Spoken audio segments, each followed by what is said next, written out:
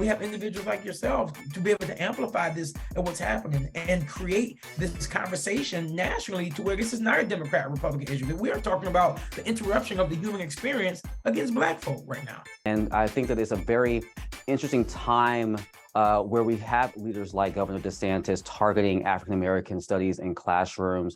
What does this mean when you think about just the timing of it all? And does it bring a more of a urgency when you think about the celebration of Black History Month? I think it's calculated. I think it's not only is it calculated, I think they are very clear on what they're doing.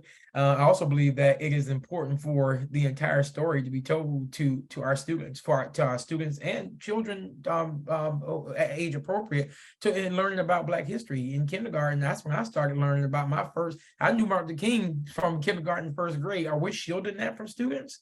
In Florida right now, we have a law in the book. Since 1994, there's been a law in the book that we have to teach African-American history. It wasn't until 30 years later, we're dealing with now, this is how you teach it. You can't say this, you can't say that, but we want you to teach Black history. And so it's all calculated in what we're seeing right now. And the bigger issue that we have is that they are in the super majority.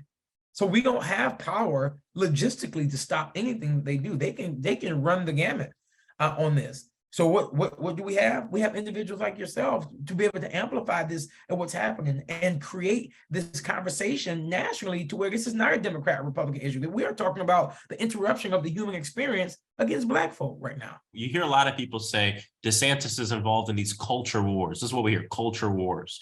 And it is a war on culture. That's part of it. But I also think that diminishes the fact that these bills don't say gay, stop woke, act, not teach, like picking out African-American studies out of all these other AP courses and ripping it out. All these bills, it's more than a culture war. This is direct violence on communities. It will result in death. It will result in trauma. It will result in people being bullied in school, right? There are real tangible effects here that we have to talk about. It's not just a culture war, it's not just DeSantis talking. This is real. This is real for our kids. This is real for our community. And these are the type of things where you have folks who are maybe dealing with stuff in their own life. They're already radicalized by this far right movement.